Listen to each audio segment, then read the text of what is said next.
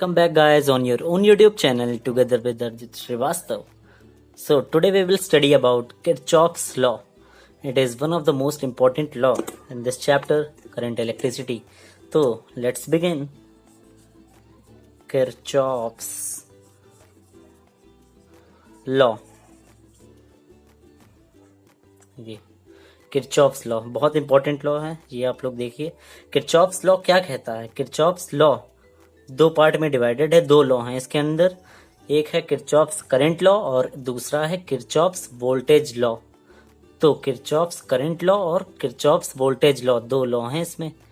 तो पहला हम लोग इस वीडियो में किरचॉफ्स करंट लॉ पढ़ेंगे, जिसको हम लोग शॉर्ट फॉर्म में केसीएल कहते हैं।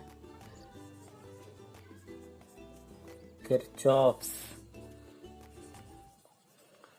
करंट लॉ, जिसको केसीएल कहते हैं हम लोग, शॉर्ट फॉर्म में केसीएल कहते हैं।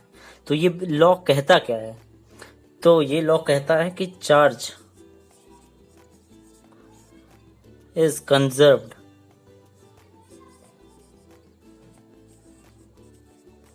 इसका मतलब समझिए आप लोग। किरचॉफ्स करंट लॉ जो है उसमें हम लोग जो है अननोन करंट को निकालते हैं, और किरचॉफ्स वोल्टेज लॉ है दूसरा वाला जो है, उसमें हम लोग अननोन वोल्टेज को निकालते हैं। जो वोल्टेज हमें नहीं पता उसको निकालते हैं। तो जो हमें करंट इसमें नहीं पता होगा उसको निकालेंगे हम लोग। तो चार्ज कंजर्वेशन की मदद से हम लोग निकालेंगे। तो इसको जंक्शन लॉ भी कहते हैं, जंक्शन लॉ, जंक्शन लॉ। तो देखिए ये कहता क्या है, इसको हम लोग समझते हैं डायग्राम से, तभी समझ में आएगा, ये ऐसे नहीं समझ में आने वाला।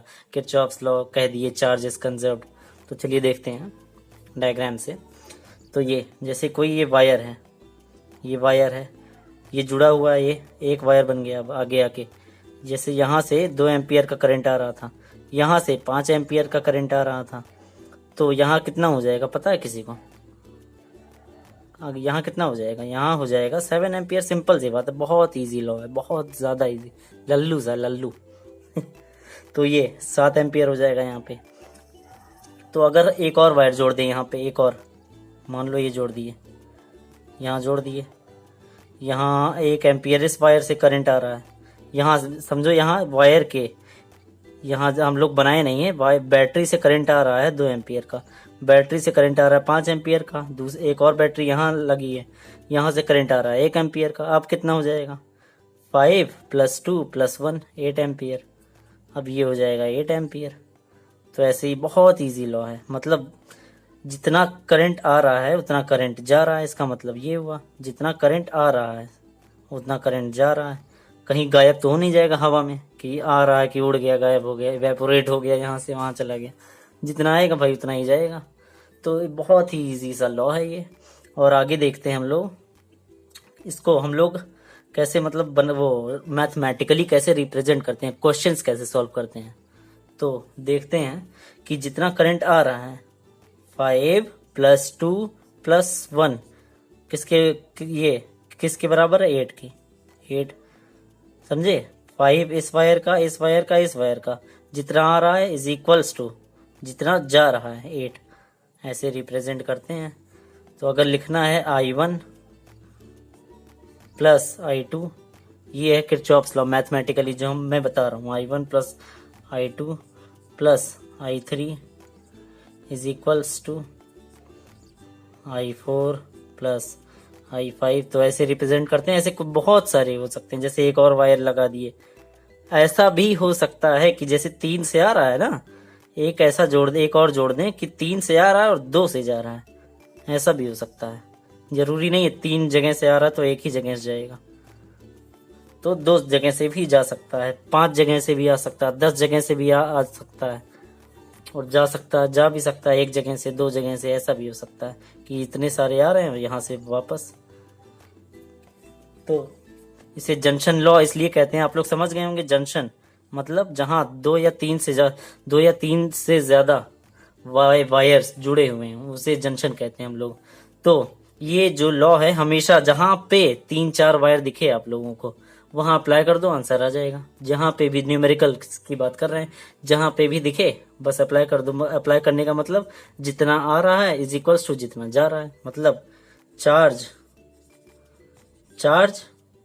कमिंग चार्ज की जगह ये लिख लो, ज्यादा अच्छे से समझ में आएगा। करंट